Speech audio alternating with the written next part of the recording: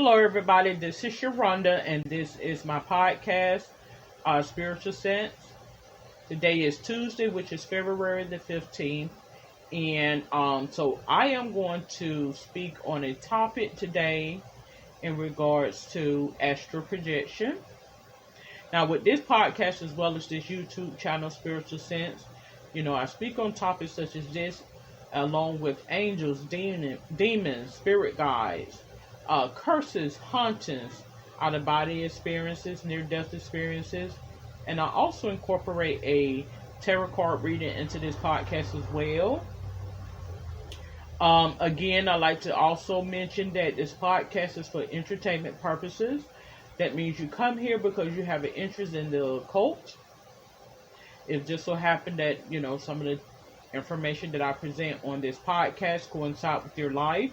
That may be by chance or even by happenstance, okay? So, again, I mentioned about astral projection. What is astral projection? I've, done some research in the past. I watched the paranormal programs where they speak on astral projection and, what exactly is astral projection? When you begin to get off into, reading information that, as we know, information is, God will enlighten you exactly as to what that is, because I feel as though He will allow things to manifest in the physical, as well as in the mental, to give you an inclination as to what that means. You allow it to be your reality. So if you want it to be something that defies the laws as He has the laws set in terms of science, well, then it would do so. But if you are bound by science, then you would do so.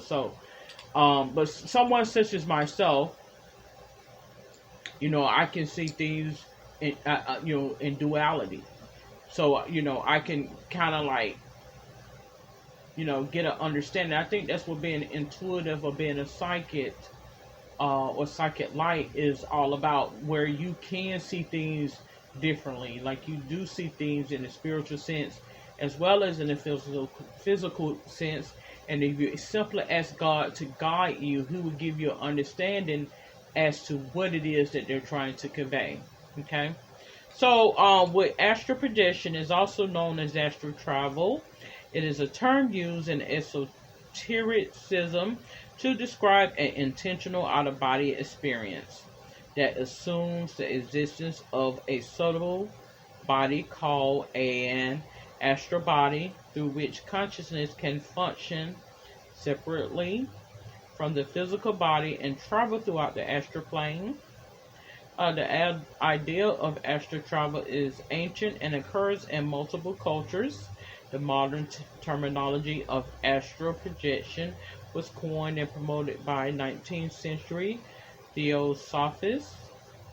It is sometimes reported in association with dreams and forms of meditation.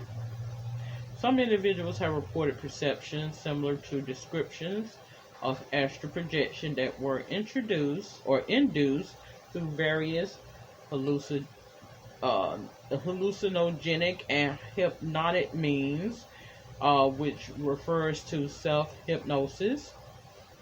There is no scientific evidence that there is a consciousness whose embodied functions are separate from normal neural activity, or that one can consciously leave the body and make observations of the physical universe. And astral projection has been characterized as a pseudoscience.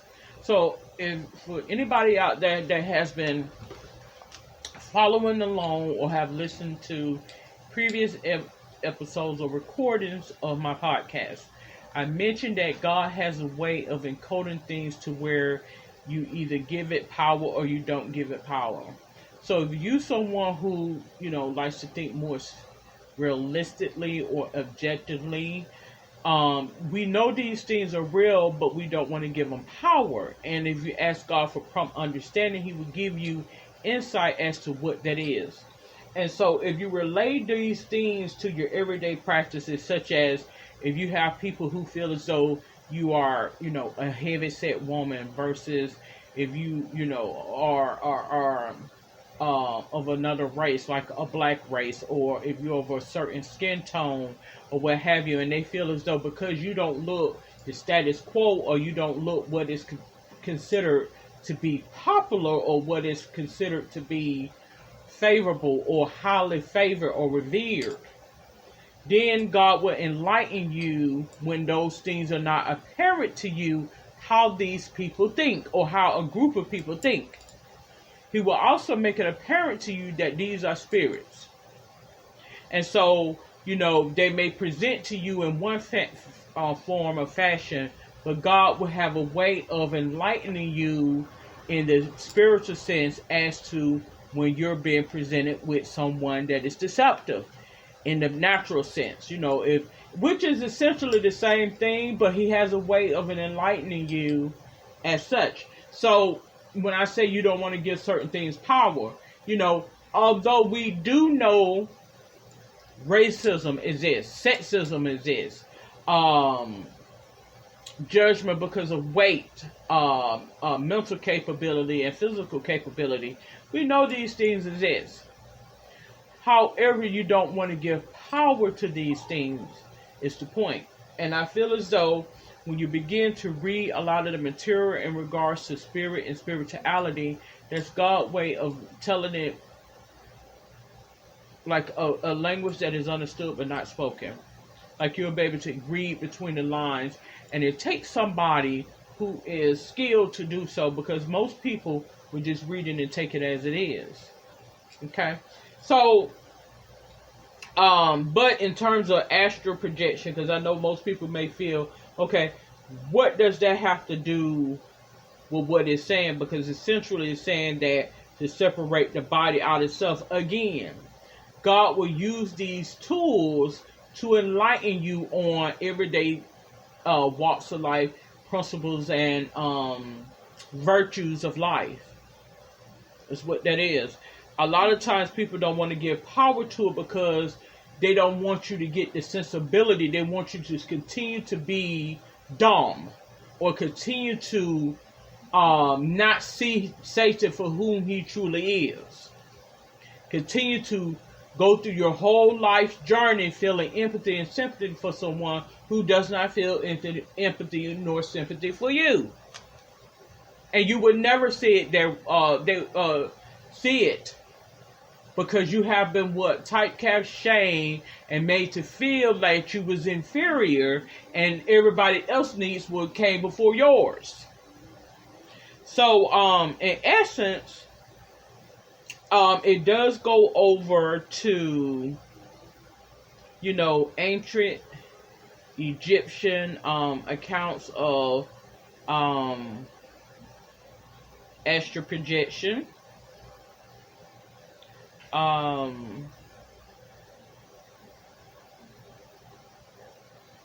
Give me just a moment, because I don't want to blend.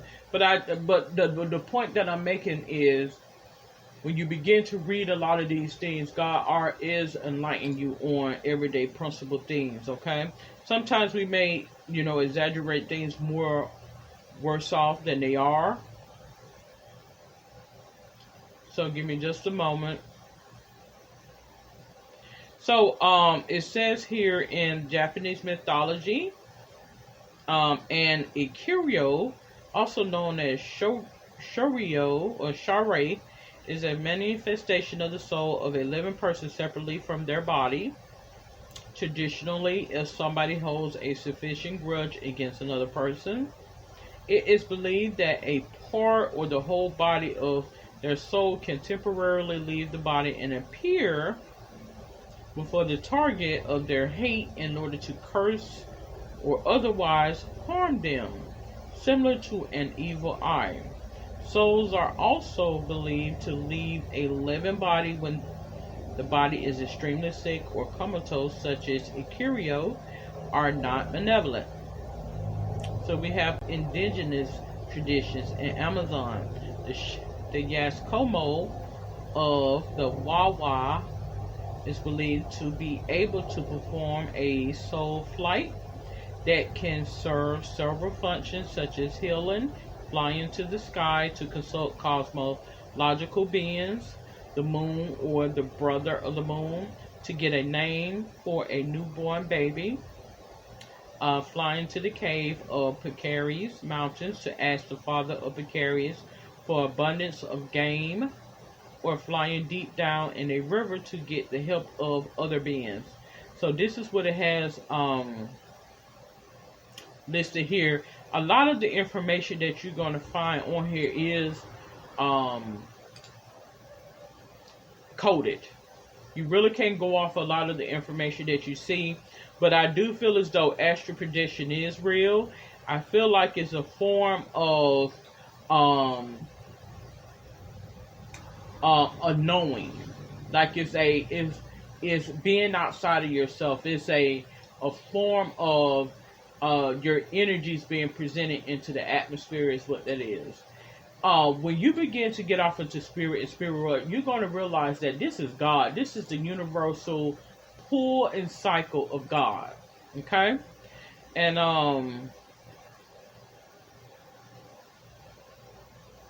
by way of forces that he allows is what I want to also mention.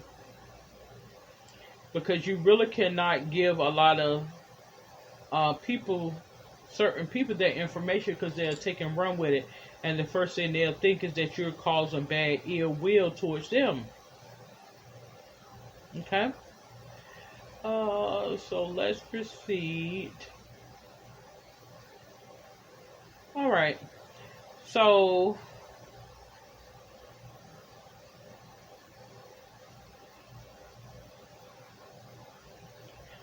I'm going to go over the history of astral projection. I am on a website.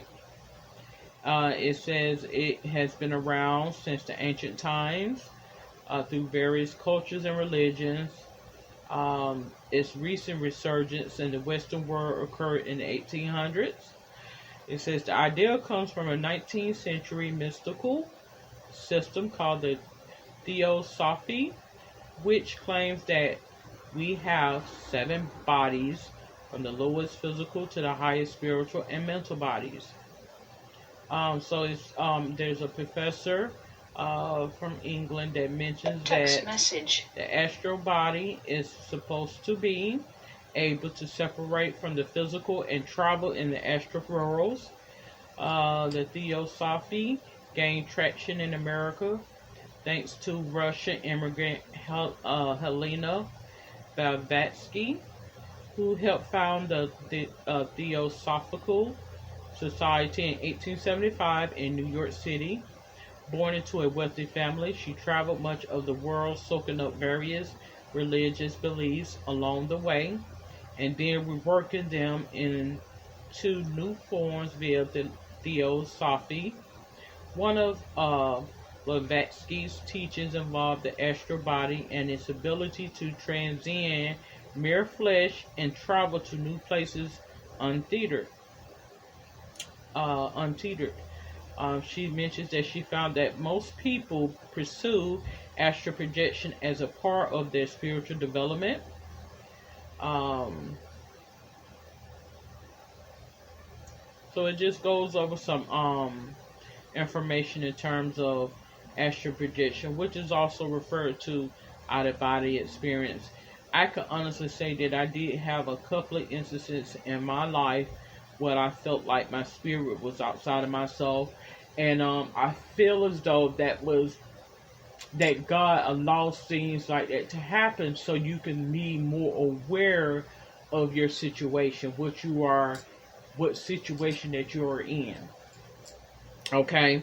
Because sometimes we could be so naive in a situation where we are pure in our thoughts, but the people that are around us are not that way, and God will allow these things to happen so you're able to recognize and realize the thoughts of others. But the thing of it is you cannot go through life worrying about what others do all the time. Like, say for instance, if I'm in a town where, you may have some people that, are prejudiced or feel the need to intimidate. Am I to live in a box because that's how they feel? No. So you have instances such as that where you have to be mindful and let who the powers that be realize, you know, yeah, I understand you're trying to give a message for me to think apart from what I'm dealing with, but I'm asking you to think in part of what I'm surrounded by. And if I'm surrounded by demons, I'm not going to live in a box because I'm in the company of vultures. I ask that you put those vultures at bay, at least until I do what I need to do and then move forward. So I think that's what astral projection all entails. It doesn't. Let me see if I'm able to pull up some more information, because I do feel as though, in terms of dealing with the spirit and a lot of the spirit spirituality stuff, and I'm not going to sit here and say astral projection does not work. I honestly believe it does work. However, as I mentioned, you don't want to give those things. You don't want to give power to it. You do not. You do not. Because, some people may perceive this as to kill somebody. Like, you may have some people may say, okay, well, maybe they're talking about, killing. And that could very well be what it's talking about. But I'm not going to be accepting to that, because, as I mentioned, I plan on staying around for another 40, maybe 50 more years. That's what I plan on doing. Okay? So, let's see.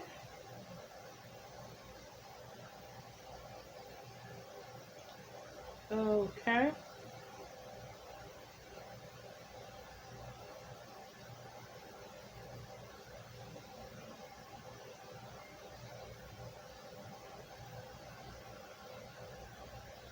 So give me just a moment. Let me see if I'm able to grab some more information.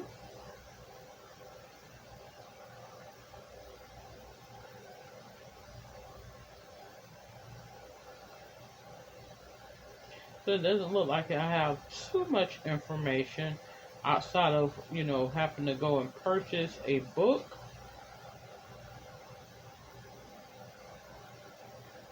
So I do have a website pulled up where it mentions that, they refer to it as soul travel, which they says is a shift in awareness and change in consciousness, moving closer to God.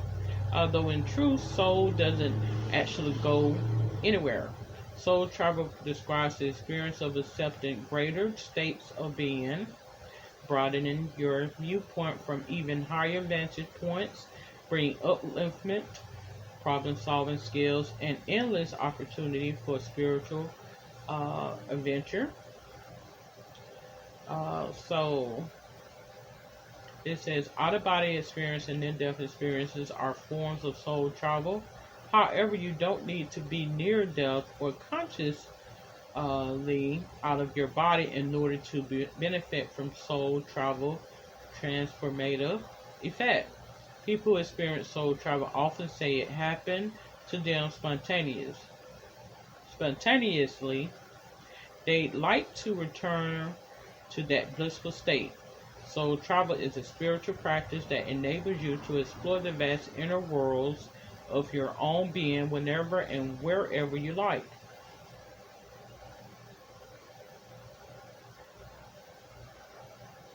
So it mentions if you want to access dimensions beyond the physical world, you have the astral, causal, mental, and etheric planes, and ultimately the pure worlds of God.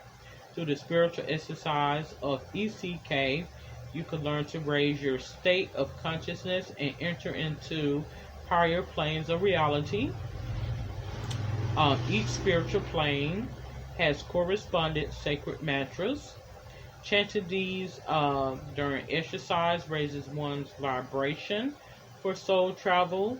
You can then access wisdom hidden within each plane of reality. And I'm going to explain something to you. When I go to bed at night, and this is not all the time, I do get in an altered state of, consciousness, which I feel like most people do. But there's times where it is, where I know that I'm visited by a spirit and I receive higher inclination, beyond everyday common knowledge or common sense. Even things that I know, may be far beyond what, is on in this earth, this life experience, something that is far supersedes the knowledge that we have even here on earth. Okay? But it says the worlds of the ECK, and it has, which is a Kankar. So it says you have different chants to get you on higher worlds and frequency that you can say. And, you have to be very careful because, as I mentioned, once you get yourself in these altered states of being, you are out there. And I think when people, I never use illicit drugs, but I think that is some of the case when people begin to use illicit drugs. That's why they refer to them as being high. I think that they are able to tap into a higher sensibility when they take these drugs. But you don't necessarily have to take drugs, in other words, to get that effect. So, can we honestly say that people are actually taking drugs, or are they just on a spiritual hiatus? Because I've had times where, I know that I haven't taken drugs and I have experienced these things, so, and that's because of my, my curiosity for, a higher consciousness. So it says, expand your consciousness, you can expand your life. Soul travel is also experienced as an expansion of consciousness. It can come as a sudden out of the blue awareness or solution to a problem or issue. This is you, as soul, simply tapping into your own divine intelligence. As your consciousness unfolds, life around and within you will fill with more love, perceptiveness, and certainty. Soul travel makes it possible to achieve God realization in this lifetime. The first step is self-realization, to discover who you are and your mission in this life. Upon reaching this state, you can then move into higher realms of divine service towards God realization, the fulfillment of soul's sacred quest. Experience the truth within you. So, there is a spiritual exercise it mentioned, a gateway to soul travel. If you want to learn to do soul travel, you do a technique before you go to sleep by simply shutting your eyes and placing your attention on your spirit's eye, which is right above and between the eyebrow. It says, then you will sing who, which is a chant. Fill your heart, mind, body with warm love. This feeling of love grants the confidence to venture into some new, unexplored area of your spiritual being. A way to fill yourself with love is to call up a warm, comforting memory, like a child's hug or a mate's kiss, just so the feeling warms your heart with deep love. Now you will shut your eyes, look into the spirit eye for the holy person who is your ideal, whether it's Christ or a ECK master. In a gentle voice say, I give you permission to take me to the best place for my spiritual good. Then chant who, God or some other holy word is what is mentioned here. It mentions you can do these sessions 5 to 6 times a day. And so we're going to go to who, the sound of the sound of soul.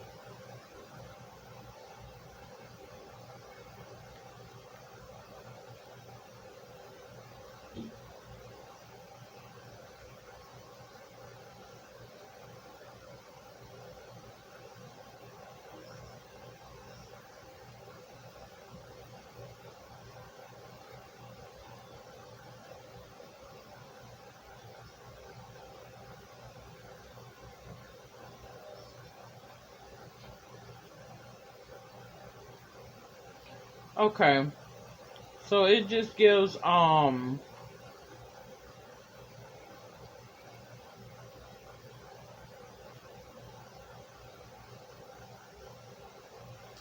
and let me turn it down and I'll just put it on so you can listen.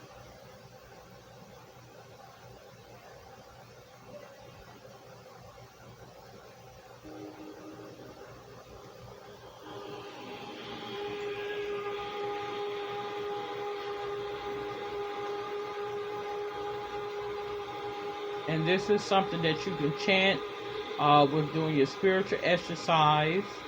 And what it does is it says it provides protection.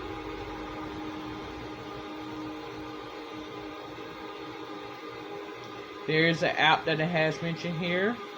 The free Hue app, which is HU. You can download this app, listen to thousands, chant this sacred sound. It's an uplifting video, and there's a spiritual exercise as well, okay?